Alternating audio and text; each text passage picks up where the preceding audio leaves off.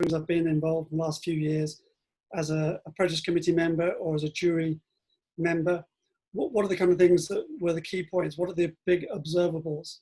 And I'll go through those. So if you like, it's the top 10 tips.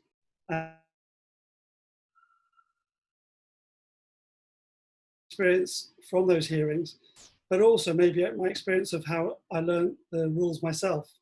And I think it's one of the things that you never stop learning. So if anybody thinks they've got it sorted, it probably comes around and bites you. So I'd encourage you to always learn about the rules, whether it's whatever discipline you're in, whether it's fleet racing, team racing, short course fleet racing, or even match racing. It's one of those things that you never stop learning from. There's two objectives here for this session. The first one is what can we learn from other people? So learn from me, learn from other people's learning. It's a lot easier to learn from other people's mistakes than your own. So that's the first thing. And then the second point is, how can we develop good practices? As you know, to get consistency at top level, you need to have good habits, and good habits drive the results. So that's really where I'm going. I'm going to try and make it as interactive as possible. Hopefully you can see my video and see I'm talking. If you want to minimize it, of course you can minimize and move it across to the left for the slides so you can see the whole slides. I'm going to ask a question, and we'll try and ask a few questions during the session. So my first one, to get people warmed up, hopefully you've all got a rule book with you.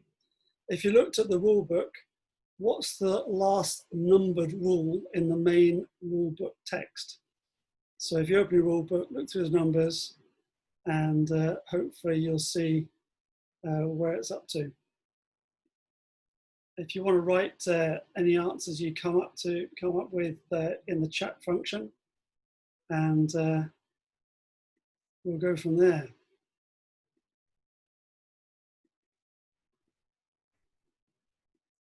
And Alex will keep an eye on the chat function, see if you've got any questions as we go along. I'll try and answer them if I can.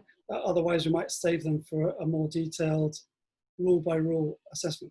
So the answer is 92.2. That's all the rules in the rule book. So that's quite a few rules. And the rule book can be quite a daunting thing to look at. It's a good idea to have a rule book with you for this session. There's lots of different examples. Obviously, there's the World Sailing book. Mine's a bit tatty, a bit worse for wear. So I'm glad that there'll be a new book coming out next year, so I can make use of that. Your own federation probably makes their own rule book. There's some very good ones around, some that are waterproof paper. The RA, British Federation, makes one that's waterproof and quite sort of handy size. These are the top tips I want to go through. I won't read out the words on the slide. You can read them yourselves. We're doing a recording of the webinar, so you can look at the recording later on the SailCoach website. And you can do screenshots as we go along as you want. But the key thing for me is to try and discuss situations that I've come across, and hopefully you can take away the learnings from each of those top tips. As a bit of an aside, before we get going, I want to go through some of the resources that I drew on for this webinar. And there are lots of really good resources around, both on the internet and also in hard copy. There's little apps you can get, which are the World Sailing app is a very good one. The RA does a very good one. Paul Elvstrom explains the yacht racing rules. Paul Elvstrom, one of the top sailors, of course, in the world. His background experience was absolutely phenomenal in sailing. It had a big impact. I'll tell you a bit more about him later on. And he produced a really great guide to the yacht racing rules called Paul Elvstrom Explains the Sailing Rules. And he was the first person to discuss the rules from the point of view of when we need them. So the pre-start rules, upwind leg, top mark, downwind leg, and the bottom mark. And so I'd highly recommend his, it's called the PEX, so PX. I'll tell you more about that later.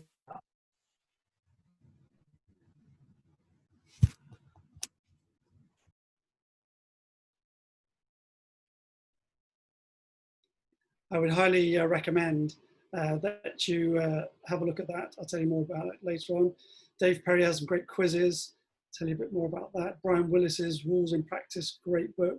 The ROA race officials have got a good Facebook site, which is worth registering on if you're interested in getting more into the rules, maybe even do a bit of judging yourself. I've used some software to draw some scenarios, and I'll show them to you later, but there's a couple of versions. One is for PCs and one's for Apple Macs. So you can use those. I'll show you a bit more about that later on. And of course, it's worth getting hold of the rule book and the case book and the core books. I think an important point about the core book, which is used in team racing and match racing, and there'll be one coming out for fleet racing later on, maybe a year or two, because of the amount of short course racing that's going on that's umpired. The calls all came from umpires or judges sitting down with sailors after racing and writing up the cases. And where we found a rule needed illustrating or with an interpretation, we'd write it up. So those books have been created, they're ongoing, they're living documents, and they're added to all the time.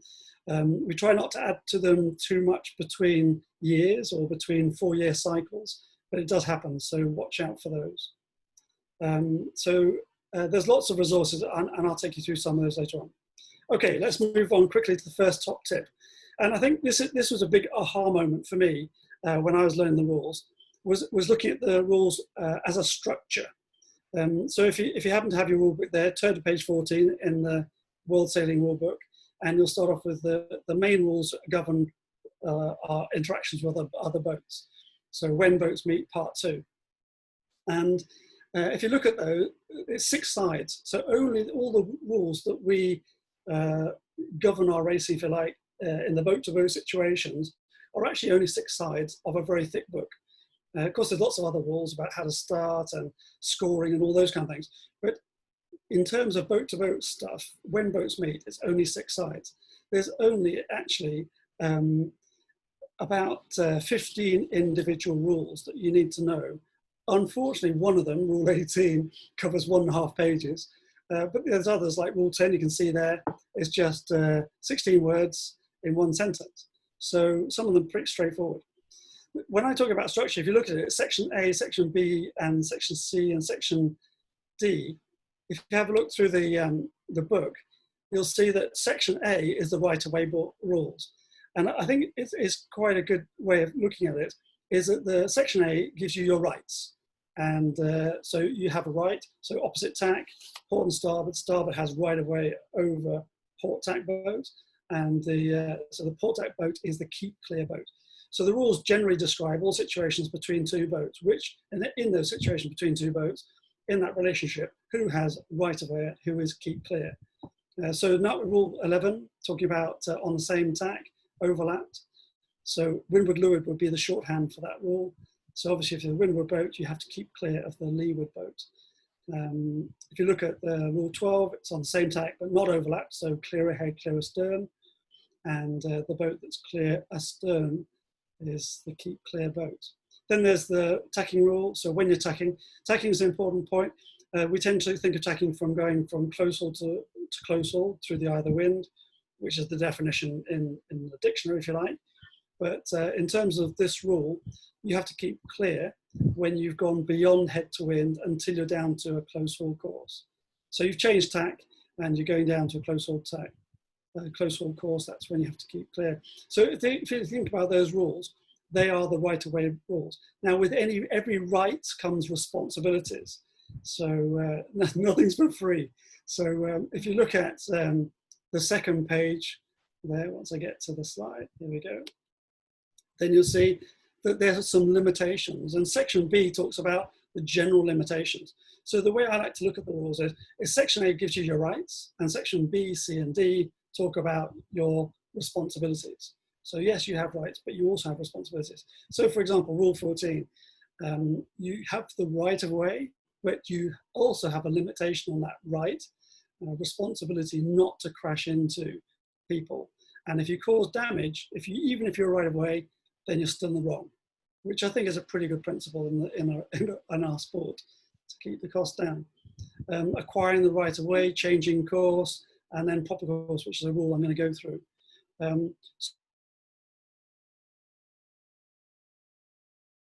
you must make sure that you also make sure you also abide by your responsibilities. So have a look at the sections, and you'll see that there's other sections, C and D. Section B covers the general limitations that apply in general situations, and then C looks at specific situations like marks and obstructions, and then D looks at certain situations like return to the line after starting, after being OCS at a start. So there's those kinds of bits. So let's look at that. How do we apply that learning, that tip? How do we apply that structure? So here's an example, and I hope you can all see this. It's a pretty straightforward situation. If you look at the position one, we got two boats, yellow and blue. In position one, yellow is windward boat overlapped. So we know the overlap, same tack rule applies. They're both on starboard tack in this situation. So it'd be interesting to quiz yourself which rule applies. Of course, it's rule 11. And in that situation, in that position, it's rule 11. And that doesn't change throughout the sequence. So just because some other rules come into play, the blue boat's still right of way and the yellow boat is still keep clear. So there's an ongoing obligation to keep clear, and the blue boat has an additional responsibility as the boats enter the zone. So as you probably know, as you enter the zone, as the first boat enters the zone, then Rule 18 applies. Rule 18 is designed to try and get boats safely around marks, even if they're overlapped. So it says that the inside boat, Rule 18.2b, the inside boat is entitled to room, and the outside boat has to give that room. What is it? It's mark room. It's room as necessary to sail the course. So if we turn it to an animation, you can see that there's a nice generous interpretation of the rule by blue, and they've given yellow rooms around the mark. Now what I see when I go into hearings, often I'll hear the yellow boat saying, but I was right of way. And of course, that's a little bit of, annoying to the jury members, because the yellow boat isn't right of way. The blue boat is right of way and remains right of way. It's simply that the blue boat has an added responsibility to make sure that they give mark room to the yellow boat. So that's the way I try and look at the rules. It's a balance between rights and responsibilities. And I'd encourage you to think of it like that yourselves. So when you're trying to explain things to people or having discussions between each other, think of it in those terms. So I have rights, but I also have responsibilities. And I'll use that terminology as we go through the seminar. Okay, here's the next top tip. It's pretty straightforward. It's one of the rules. It's one of the rules that's most misunderstood, and it's one of the rules that quite often trip people up. So we're going to spend a bit of detail time on this, and I'll take you through it step by step. But if you have a look at section B in the part 2 of the rules, you'll see down the bottom there on the right-hand page, you've got Rule 17, and it talks about on the same tack, proper course. So it's not a right-of-way rule, it's a limitation rule. It's a limit on the right-of-way boat in a certain situation. There's a couple of points I need to point out before we move on. The first one is that when a boat gets an overlap, the overlap that applies in this particular situation is when the overlap is created from clear astern. So the boats are clear astern, clear ahead. The boat from astern establishes the overlap to leeward within 2 hull lengths to leeward. I'll talk more about that with the diagrams. Of course, you can create an overlap in different ways. You could tack into a situation where you're overlapped. You could jibe into it. You could be on a converging course with another boat. You become overlapped. So what's important here is that the overlap has to be.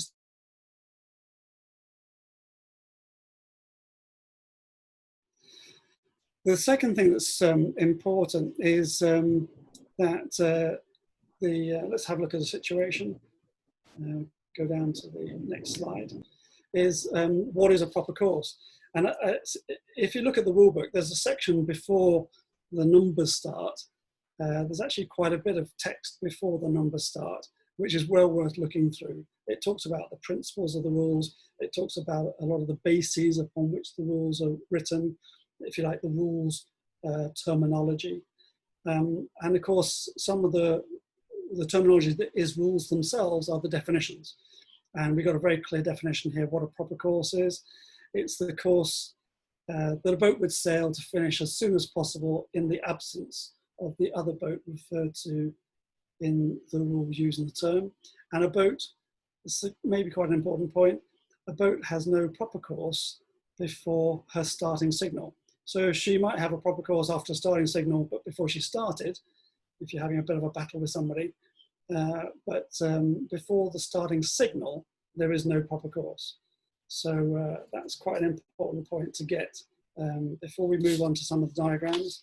Here's a diagram. So again, our famous blue and yellow boats. And we've got a situation here in section 1.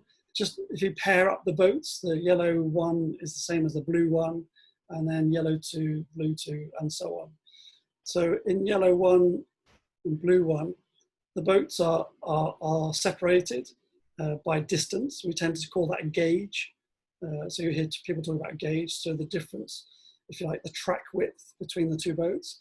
They're also separated because they're not overlapped. So the blue boat is clear astern of the boat that's clear ahead, which is the yellow boat. And what I've done is I put a little transom line on. Now, it talks about, if you want to look at the definitions of clear ahead, clear astern, and overlap. So if you're looking for the definition of overlap, it's under clear astern, clear ahead. It's not so helpful, but look for it there. And you'll see that it talks about the aftermost point. So I've assumed in my little boats here, my little yellow boat, the aftermost point of the boat is the stern, the transom. But you could be sailing a laser, which has a transom hung rudder, or any other dinghy quite often has a transom hung rudder. In fact, some rudders have spoon shapes to them. So it could be that your aftermost point is underwater, which is a bit tricky to adjudicate, but generally take the back of the rudder or the back of the rudder stock, maybe. So you can see there from the transom line, the stern line, when the blue boat establishes an overlap. And if you look through the pairs of boats, 2, 3, 4, it happens just before position number 4. And if we run the annotation, then animation, so I say, the animation, you can see there that blue boat gets a bit of a surge and gets an overlap to leeward from clear astern within 2 hull lengths. Now, so the yellow boat, if we just stop this for a second, sorry, I've gone on to the next slide. Let me just retrack it here. There we go. So in the position 1, the right-of-way boat is the yellow boat, and she's clear ahead, right-of-way, rule 12 applies. And then as the blue boat starts to get closer and then gets an overlap to leeward from clear astern, she becomes the leeward right-of-way boat under rule 11. So there's a change in the relationship, which is a good phrase to use, a change in the relationship between the boats. So blue becomes right-of-way. And as she becomes right-of-way, she also has this limitation on her that she's established that overlap from clear astern. And the rule 17 says when that happens, she's not allowed to sail above her proper course. What's a proper course? We talked about that already from the definition. And also what I've done is I've used the grid line on the back of the diagrams as ley lines, if you like. So it's probably a bit high for a laser in moderate to strong winds. But if you're in light winds, it'd probably be about right, maybe a little bit high. Be about right for a multi-hull or a skiff, foiling monohulls. They tend to have quite high downwind angles. So it's about right for that. So we'll go with that. I'll just clear those annotations that people are putting on. So there we go. If you could refrain from annotating, that would be useful for us to carry on. Next animation is to add a couple of things. What I've added in the buoy, it's a starboard hand rounding mark. So imagine it would be a situation where maybe you're coming down to leeward mark, there's a gate, and it's going to be starboard hand rounding, so it could be 3S or 4S. And to go around that mark, you're going to have to jibe. So if you look at the blue boat there, what I've done is I put on some ley lines off the boat, and you can see that she could travel perhaps another boat length. If those rectangles are one boat length in size, then she could probably travel another boat length before she ends up in a situation where she would be sailing beyond and above her proper course. So let's look at the animation, see what happens, and see if she meets the her requirement. So in this situation, it's a little bit complex, so let's work it through. Blue boat got the overlap just after position 4, and she carried on sailing for a while. She got to the stage where she was going to have to jibe to sail her proper course. If she didn't jibe, she would then be sailing beyond her proper course. So then she'd be above her proper course, and that would be breaking rule 17. It's worth pointing out at this stage, 17 and 11 work independently of each other. So rule 11, windward boat still has to keep clear. And some people come into a rules situation in a hearing and says, you know, the other boat broke the rule, they sailed above their proper course, but I didn't keep clear. Because they broke the rule, I'm exonerated. Well, you're not. Unfortunately, it's one of those rules where you can't be exonerated for because the other boat broke a rule. You can be in certain situations. If you look at rule 21, it tells you all about it, but this is not one of those cases. So even as the yellow boat, if you think that blue's still coming up too far or going beyond her ley line, you still have to keep clear under rule 11. Otherwise, you could be penalised. Anyway, going back to the situation. So after 5 and 6, the blue boat recognises obligation. She jibes off nicely, and she goes into the zone clear ahead and is therefore entitled to mark room. Yellow boat recognises that and gives her the mark room she's entitled to. And because the blue boat can't come in close and go out close, she came in close but didn't go out quite so close. And they left a nice gap for the yellow boat, and the yellow boat drops in to the gap left by the blue boat. Let's have a look at the animation.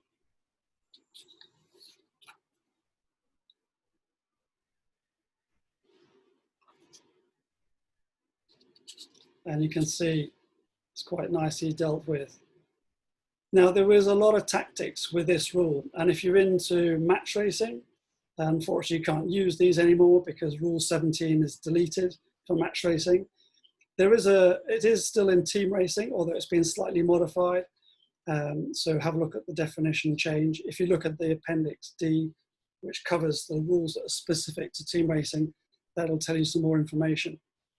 So I won't go into a lot of detail about tactics. Maybe it's a good talk for another webinar, but there are some great tactics you can apply in this situation. And there's also some great defenses that you can also use. So that's worth looking into.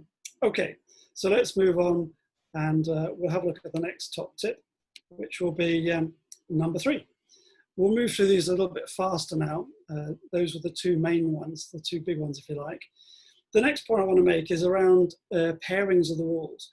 One of the things that I've noticed over the years, as I've learned more about the rules, is there's a lot of balance built into them. And of course, the rules have been written and rewritten many, many times, and added to and changed and updated. But when you come down to it, there's a lot of balance between the rules. And we just see an example. So, rule 11 and the right-of-way rule, and also the balance with rule 17 and the limitations on the right-of-way boat. Another good pairing is rule 10 and rule 16. So just because you've got right-of-way under rule 10 as a starboard boat, doesn't mean that if you change course, you don't have to give new room. So if you change course as a right-of-way boat, rule 16 says you've got to give a new opportunity for the keep clear boat to keep on keeping clear, if you like. And then there's another pair, which is rule 13. That was the tacking rule, if you remember.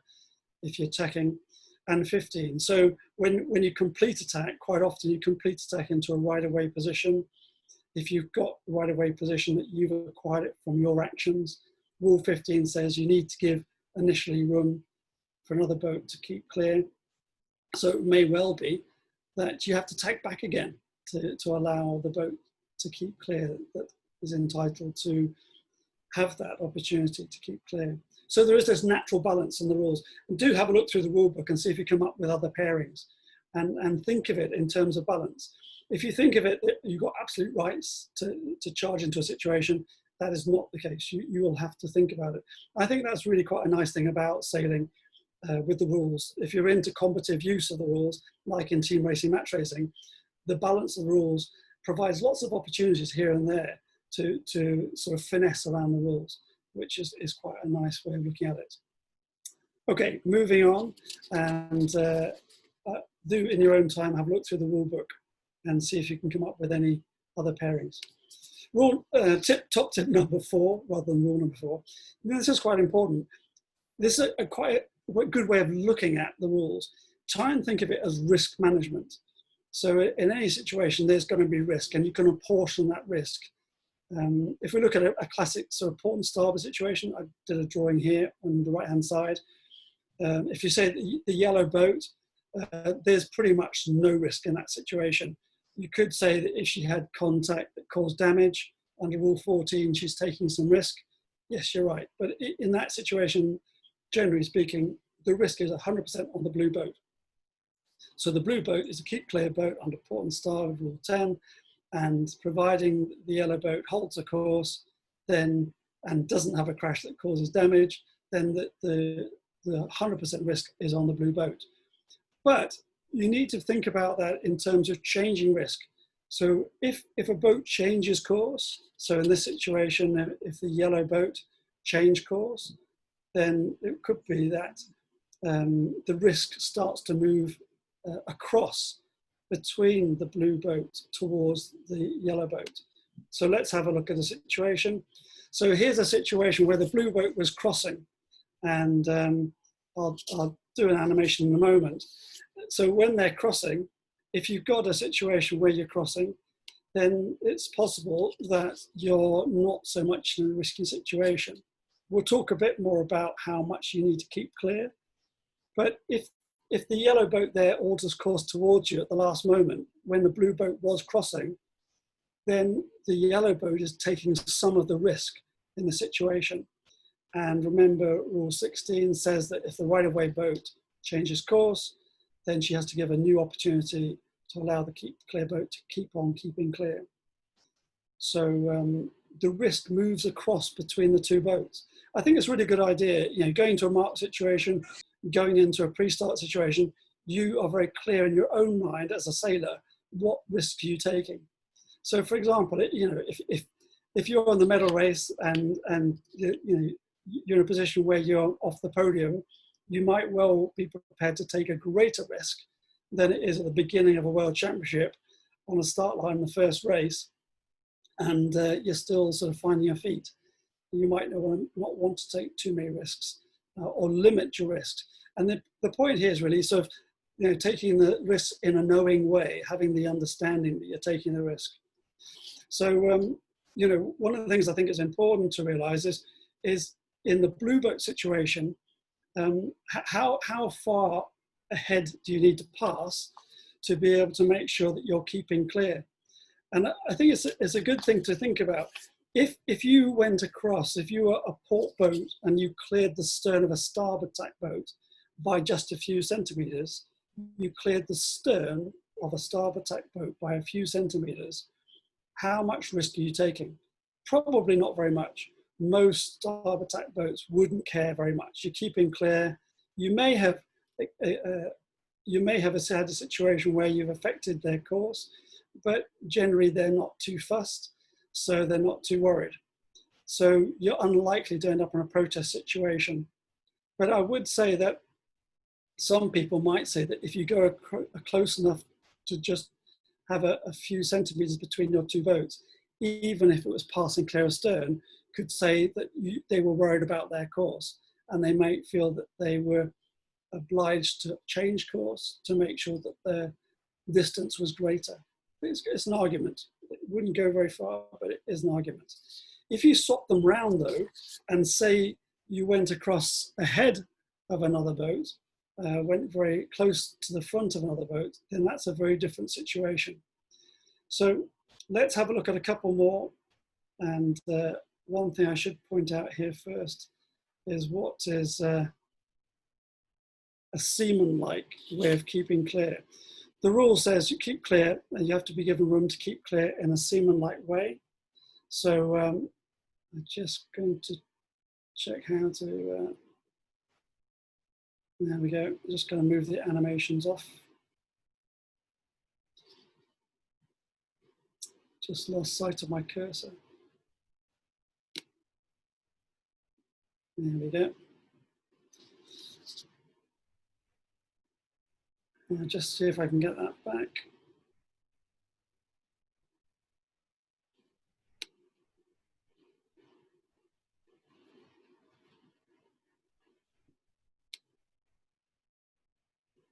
Okay, just bear with me a moment.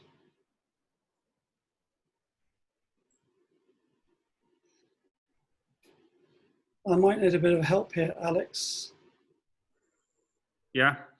I've got the Zoom menu, but I've lost my cursor. I think you have to just close down the Zoom menu. And close down it. I'll try. You can try stop sharing your screen and resharing it. Yeah, but given that I've lost my cursor, it's quite tricky.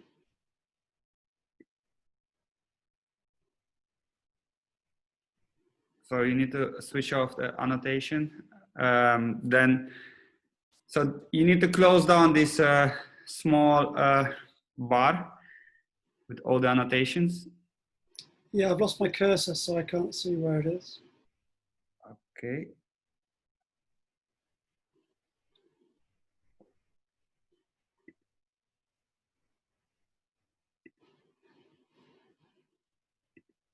That's helpful.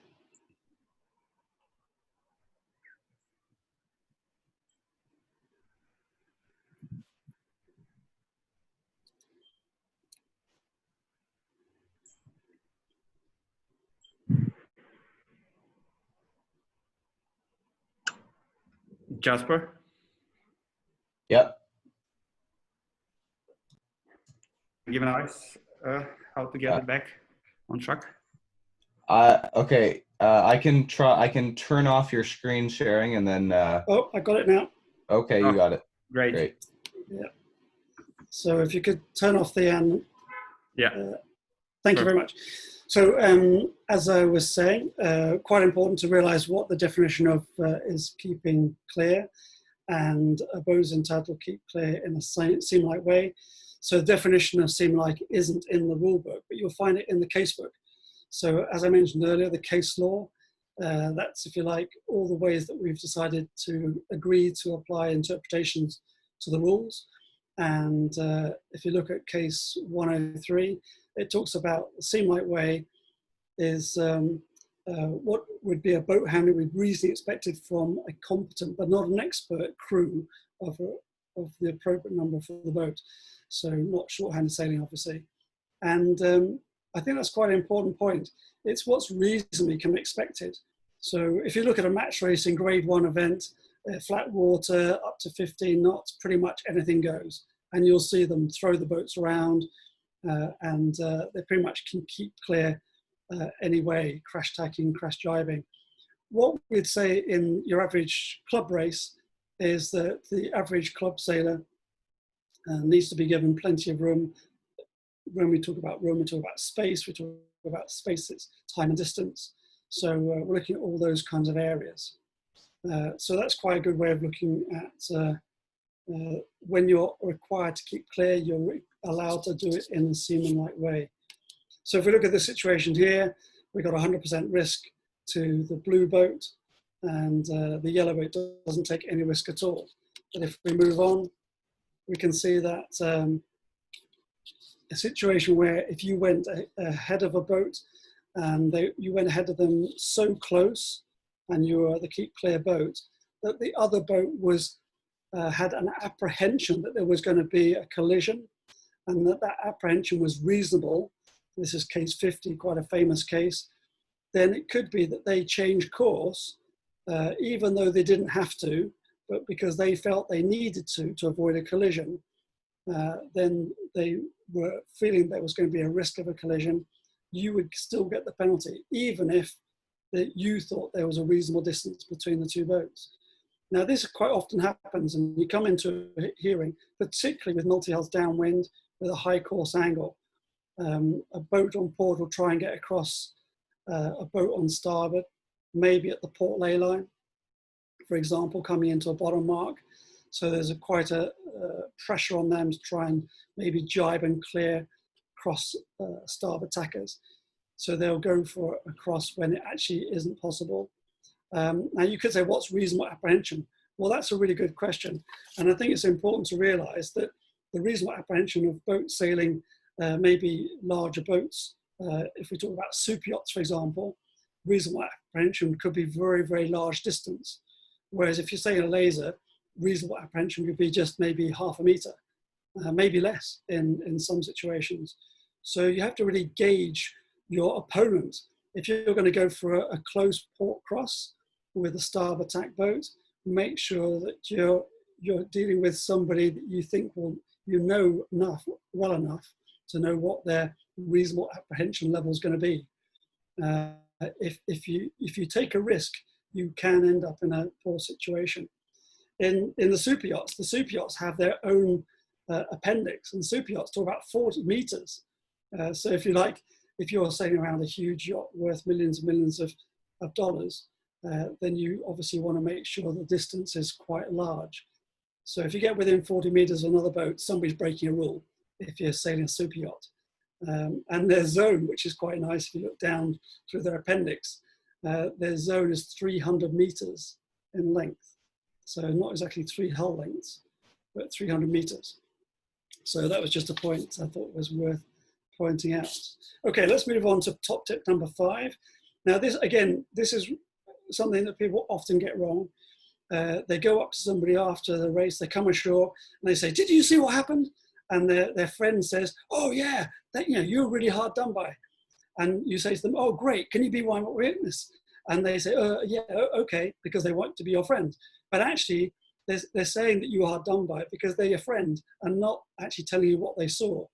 And that's really dangerous for you, because you go into the hearing, you call your witness, and your witness ends up saying something that doesn't really help your case. So, of course, you don't want to coach your witness. That would be a bad thing to do. But it's a good idea. Go up to your witness and say, "Did you see what happened?" And they say, "Yes." You say, "Okay, tell me what you saw." So that you know when you go into the hearing room what they're going to say. Often you go into a hearing room and the witness says something that doesn't really support the person who called them's position. So be careful. I've taken this picture from Speed Smarts, from Dave Dellenbaugh's Speed Smarts newsletter. So he does some really good newsletters, and it's worth signing up for them. It's a bit of an advert here, but he does like a rules guide for protest hearings. And one of the points he says is, if you look at the top right hand corner here, so if I use the laser pointer, so if you look at this area here, talks about, obviously you don't want to bring in a witness who will contradict your testimony. That's the worst thing. At the same time, you don't want to bring in a witness that will tell a story that's strangely identical to yours. So don't coach your witness, but do make sure you know what they're going to say before they open their mouths. And I highly recommend that as a good strategy to avoid some embarrassing situations. So check your witness's story. Next point. This is quite interesting. Your reputation within the fleet is quite important. You have to build that reputation. And if you don't develop your reputation, your reputation will develop you. So do think about it. If you do make a mistake, it's always worth saying sorry. So even if you get ashore and you out of the heat of the battle, if you realize you made a mistake, go up to somebody and say, "I'm sorry," and try and avoid the room if you can. to be honest, going into the protest room, you're handing over the decision to other people. You have no control over it. I would say, even as an experienced person from doing many, many hearings, your best result, your best score, if you like, going into a room, it's 50-50. You never know who's going to be in there. You never know what the other person's going to say. They might not say it like you saw it. And so you might be surprised that they didn't see it the way that you saw it. And you could end up in a lot worse situation. So if you've had an incident on the water, you think you might be in the wrong, have a chat with the person, say you're sorry. It's worth doing that. In terms of building your reputation, don't want to be a pushover. So, if you feel you're genuinely in the right of way, or you're entitled to room and you weren't given the right of way, or you weren't given the room that you're entitled to, then stick to your guns and put in your case. But remember what Paul Elvstrom says. If in the process of winning, you've lost the respect of your competitors, then you have won nothing. And I think it's very worthwhile remembering that. So saying sorry sometimes can be very well worth it. And try and avoid the room. Avoid hearings. Increasingly in big events, we're using advisory hearings, or even in some cases, there's arbitration, particularly international events nowadays. And it's a good way of doing it. There's exoneration penalties you can take if you think you're in the wrong. You can take a post-race penalty. In the sailing instructions, there might be the provision for that. But saying sorry goes a long way with a lot of people. So use it as an option, not as a tactic, but as a genuine, if you feel you're in the wrong. Next top tip, number 7, if you are in doubt, then do take a penalty. It may well be that you think afterwards, I was sailing in after the finish, that actually you were in the right, and you're going to lodge a penalty, you lodge a protest, and you've taken a penalty, so it's belt and braces. You can go into the hearing, the jury might say to you, well, why did you take a penalty? Or the other party might say, you took a penalty, therefore you're admitting liability. You're not. The rules aren't, it's not a courtroom, it's a protest hearing. So it's not about admitting liability. It's about, I was in doubt at the time, and actually thinking about it and looking at the rule book and talking to my fellow sailors, I realized actually I was in the right, and I want to uphold my right. And I hope that you'll help me do that. And any protest committee worth their salt will hear your hearing with equal weighting to your evidence compared to the other party, even though you've taken a penalty. And if you do end up losing the protest, then don't worry too much. If a penalty applies and you've taken it, you're clear, and you can put it down to good learning.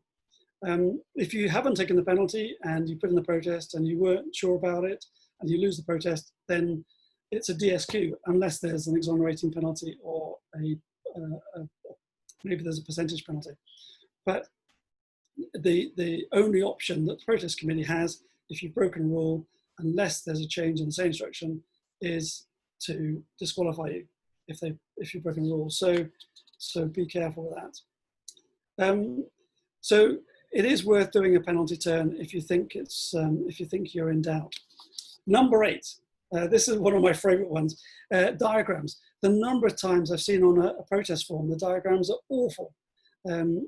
There's a place on the protest form to do the diagram and to do the narrative. I think it's well worth doing a good diagram. Break it down to sections.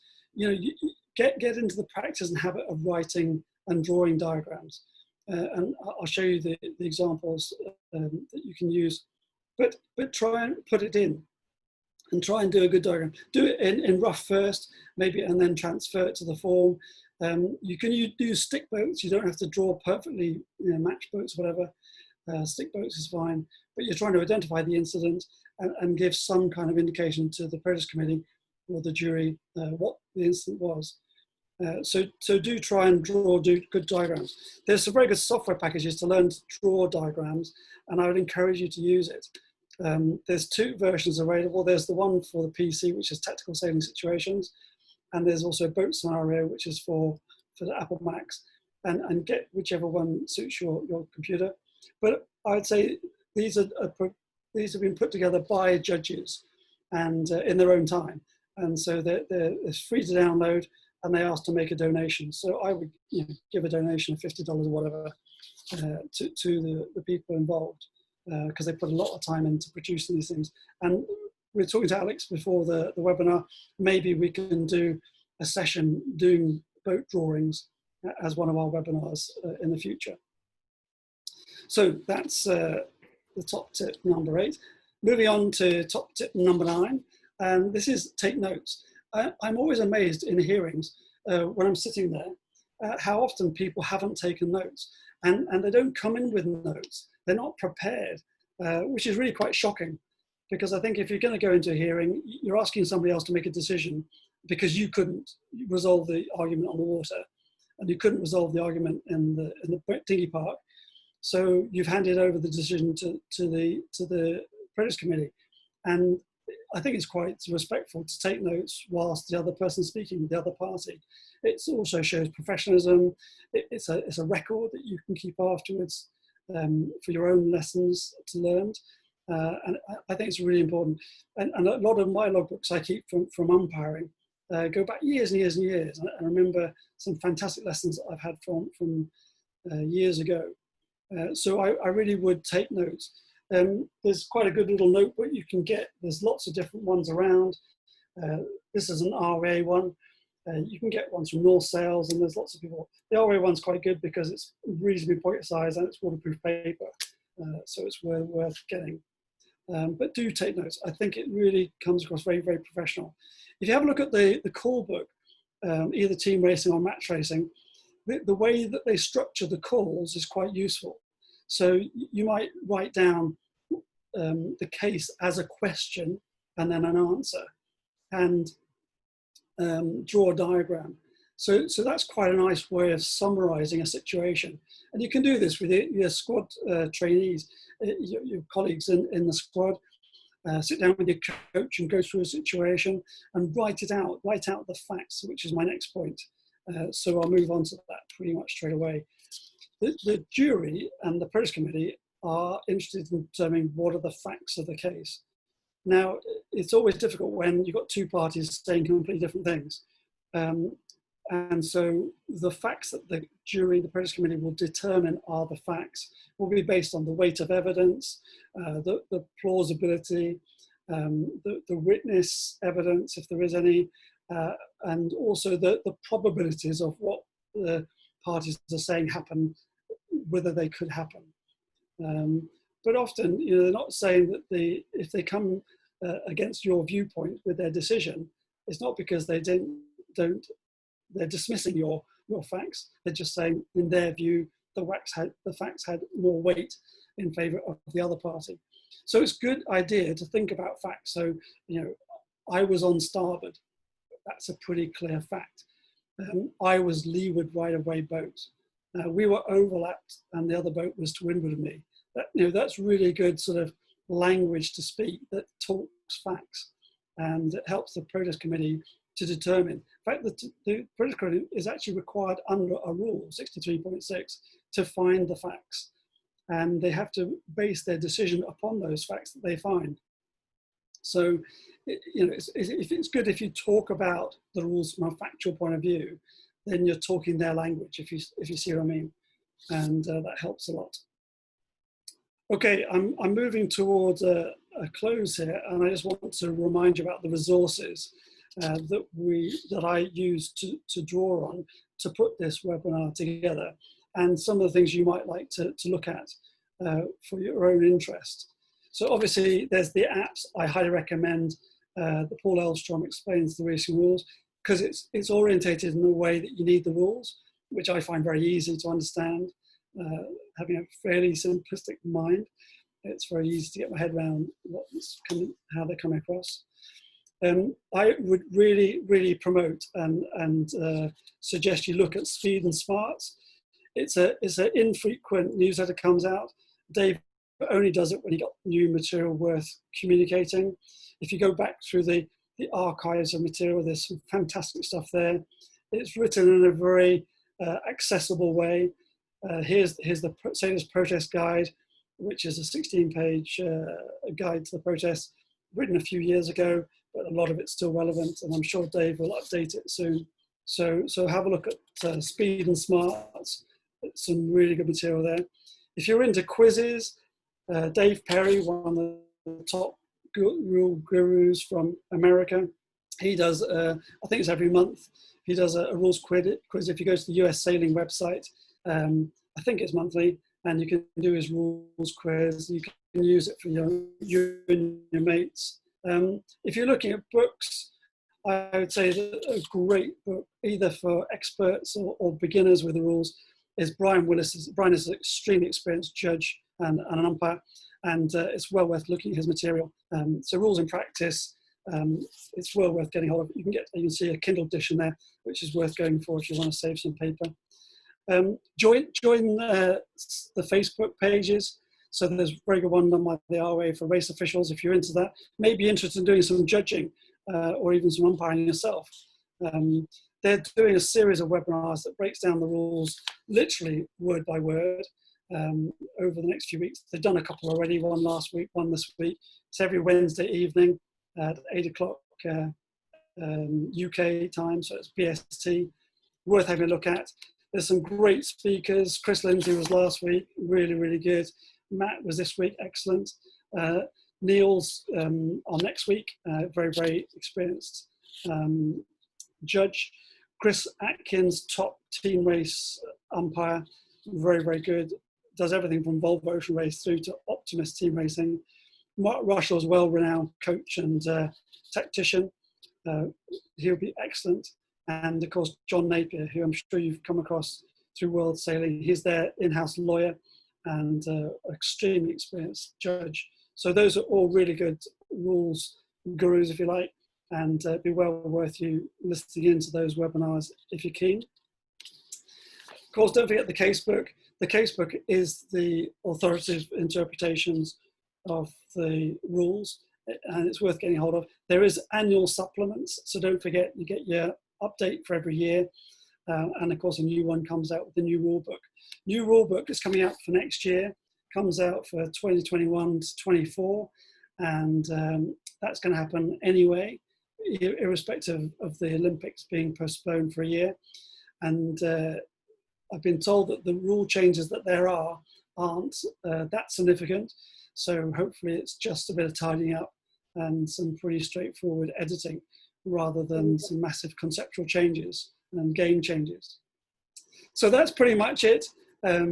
Unless you've got any questions, we've got a couple of things on the chat. I'll just leave you with his final point that I would like to make. And this came from Shirley Robertson. Shirley Robertson, two-time Olympic gold medalist in two completely different type of boats, the Europe International single-hander and then the England keelboat. And one of the things that Shirley was renowned for was that at the end of a race, whether she won or lost, she used to analyze the race to pieces. And in fact, she used to say that it was easier to analyze and review a race that you'd won than one you'd lost, which makes sense because you're positive, you're upbeat, you're pleased that you won, you probably know exactly where the other person got it wrong. So that's a really good habit to build. So analyze your races just as much and just as hard when you win as when you lose, and you'll learn a lot from them. And I think that's a great way to look at it. And of course, we all love winning, and even I like winning a bit in virtual reality, virtual regatta inshore. It's always good to be at the top of the fleet. So how are we doing, Alex? Have we got any questions that people wanted to ask? There is only one question, but thank you so much for all the information you highlighted for us, because I'm pretty sure it's very valuable for all the sailors to remind themselves about the rules, because usually we come to the rules when it burns. So it's better to be a little bit more prepared, a little bit more aware of what's going on, because it's never happening in advance. So it's a very good reminder for all of the sailors to have an eye, especially now when we have a bit of spare time. Just have an eye and maybe go through the software. We issue advice to us to play around. Yeah, thank you for that. And there is one question here. If you go into the chat, it's the only one probably. And there are a couple of more questions popping out now. So the first question is regarding the Rule 69. Yeah. Hang on. Just losing my pointer here. Yeah, if someone says a vulgarity to a friend and the jury hears it, does it break Rule 69? Or Sorry, say that again. if someone swears on your friend on the water and the jury is witnessing it, so could you go for a Rule 69 into the protest room? Yeah, so that relates back to one of the principal rules, which is about sportsmanship. And we look at fair play and sportsmanship, and we say the fundamental principles is that our sport isn't one that abuses people through verbal abuse or any other abuse. So verbal abuse is considered to be unsporting and unfair, and it could well be that it leads to a protest from somebody who feels aggrieved. And if it went to a hearing, which it might do, then it could become a Rule 69 situation. Rule 69 goes through several stages, and I think it's a very important point is that there's an intermediary stage from the protest or the report to the hearing. There is an investigation, and so in the situation that's described by the questioner, an investigator would investigate what happened, and then they'd write an investigator's report or report to the protest committee or the jury, and then the jury would decide how to proceed. And they have lots of options available to them. They don't have to go to a very stringent penalty. It could be a warning. It could be quite harsh. They have some options, and I would say that generally speaking, we as a sailor myself, I don't particularly want to go and play a sport where I'm shouted at or verbally abused. So if you feel that you've been verbally abused, then do something about it. You know, write a report or go and give a report to a race official, and they are bound to act on your behalf. So you know, don't take it lying down. I hope that helps a bit. Yeah, that's a good answer. Thank you. There is another question here. If the protest procedure is an absolute, and is there a faster way it could be done? I think we can come up to arbitration. If you can explain a little bit about the arbitration process. Yeah, sure. So if you look at hearings, if you look at the hearing recommendations, Appendix M, it is quite a convoluted process you have to go through to make sure that a hearing is fair. But we can accelerate that process. There's no reason why we can't change that. And so you'll quite often find at larger international events, there is a mini version of a hearing called an arbitration hearing, which is offered to simple, straightforward situations when there hasn't been damage, injury, or hasn't been any serious outcome. So it's a straightforward situation. You're not entitled to witnesses. The hearing is a couple of minutes for each person, each party to the hearing, and the arbiter gives a decision. And the decision depends on the way the rules are written. It can be binding, it might not be binding. But if the party who has decided to be at fault wants to take a penalty, they can take a penalty, which is usually 30% of the fleet size, and that avoids having to go to a hearing. I think that arbitration, if you look at it, is covered in Appendix T in the rule book, but there's also some very good materials on the Our Way website that covers a lot more detail about arbitration.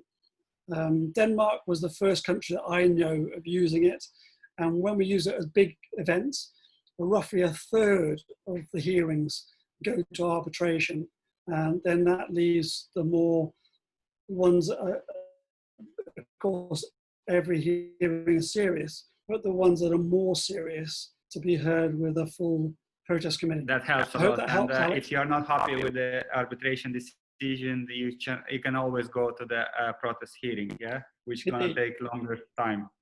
Indeed. Indeed. Thank you so much about all the information you gave to us, and we leave it on that note. I think everyone is happy, and we had a really good number of followers through the whole lesson. Thank you for your time again, for being in such a different time zone and sacrificing your sleep for our talk. But hopefully you can go now and enjoy your sleep. So You're very welcome. Thank you very much, Alex. Thanks for hosting it. And thanks to SailCoach. Thank you. Bye.